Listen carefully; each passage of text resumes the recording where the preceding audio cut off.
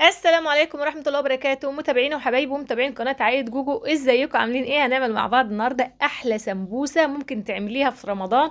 الطبق اللي محدش بيستغنى عنه في رمضان، المقبلات، الحاجات كده السمبوسة البف كده، الهشة النفشة اللي بتقروش كده، مقرمشة من بره، كريسبي كده زي ما انتم شايفين، وطرية من جوه تحفة تحفة تحفة، وريحتها تحفة، محشية جبن كده، عاملاها بالجبن النهارده.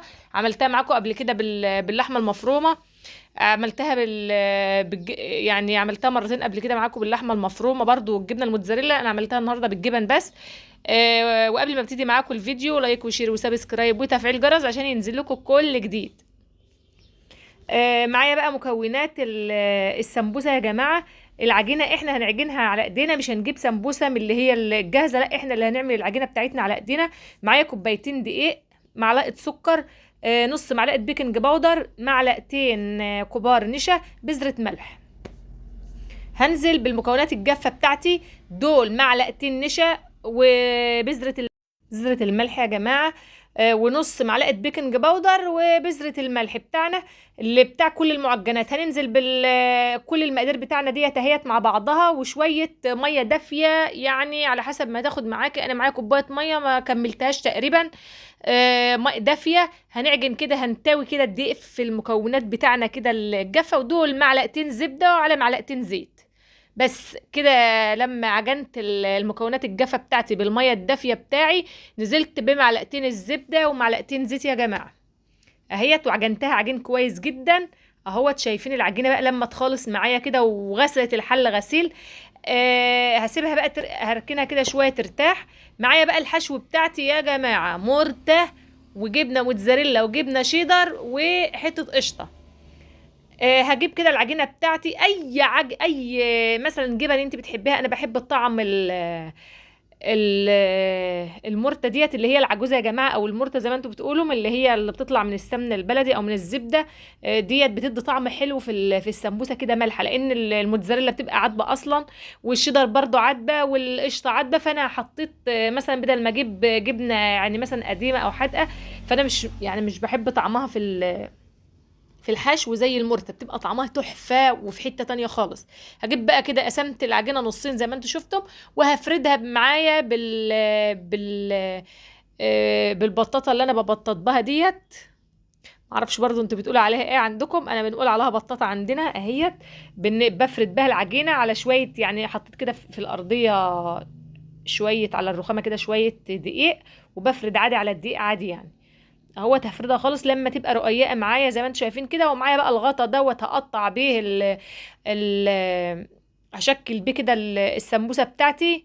اهوت اي غطا عندك، غطا برطمان اهو، ده غطا برطمان عادي عندي خالص. يعني بشكل بيه. في طبعا قطعات للحاجات دي بس انا مش عندي، فانا عملت كده بالغطا ده يعني. بتصرف يعني. هلم بقى العجينه اللي هي الفواصل، هستخدمها تاني اهوت. ده معايا ده شكل الشكل بتاع السمبوسه يا جماعه. دي بتتباع كده اشكال، انا جايبه ثلاثه كده مع بعض، شكل كبير وشكل متوسط وشكل صغير، على حسب ما انت هتستعملي مثلا الاول، على حسب الحجم اللي انت هتعمليه، يعني عايزه الكبير عايزه الصغير. انا التقطيعه بتاعتي ما جاتش الا على تقريبا ده الوسطاني، فبعمل بيه اهوت. بحط كده العجينه، بفردها بظبطها الاول، وبعد كده الاول واحده بس كده عشان مش يعني عم اظبط بس. بقوم بقى واخده كده قطعه عجينه او واحده دايره من اللي انا عاملاها ديت، وبفردها الاول شويه كده بظبطها اهوت زي ما انتوا هتشوفوا دلوقتي. اهوت يا جماعه انا بحاول يعني اجيب مش فاكره كنت بجيب ايه، فالمقطع فلت مني شويه اهوت.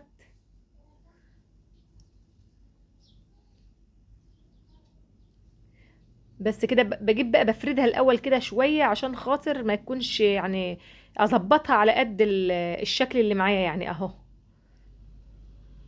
بحط بقى قطعة قشطة على معلقة صغيرة كده، مرتة على معلقة شيدر على معلقة موتزاريلا، وبظبط السمبوسية كده معايا بتطلع اهيت زي ما انتم شايفين. بنفس الطريقة كده بعمل كل الكمية اللي معايا يعني. اهوت انا عملت كذا واحده معاكم عشان تشوفوها بعملها ازاي. ولو ما عندكيش بتعمليها على ايدك، بتقفليها على ايدك برضو، بس انا نسيت اعمل لكم واحده اوريها لكم لان كنت بعملها على ايدي الاول. انا ما كانش عندي مثلا الاشكال دي، لسه جايباها جديده، فيعني جايباها تقريبا السنه اللي فاتت، ما كانش عندي، كنت بعملها على ايدي عادي وبالشوكه. يعني بتتني الواحده كده على بعضها كده نصين وبالحشو يعني، وبعد كده بالشوكه كده من الجناب بتدي برضو الشكل شكل حلو برضو. انا نسيت خالص اعمل لكم واحده كده واوريها لكم.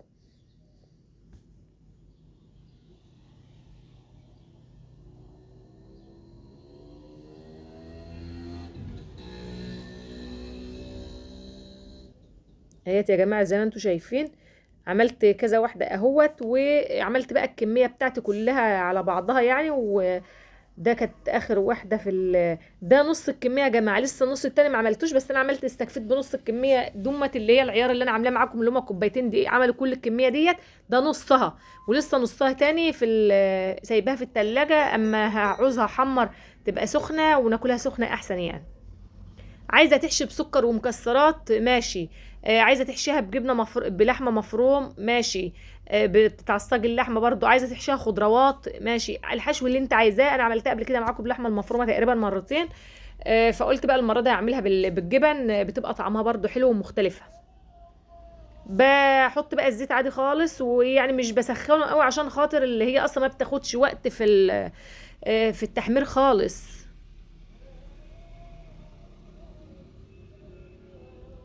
هي طالعه كده والله ريحتها تحفه، والعجينه بتاعها كده هشه وبف كده. عارفين انتوا اللي هو العجينه بتاعت ام علي، او العجينه اللي هي بتاع الملفيه. اللي هي بتاع الملفيه بتبقى كده هشه كده ونافشه وطعمها حلو كده، وطعم الزبده فيها حلوه. وبصراحه تحفه. شايفين قبت ازاي اهي بقللت كده في الطاسه يا جماعه، شايفين الجمال والله. نفشت كده وتحفه بصراحه.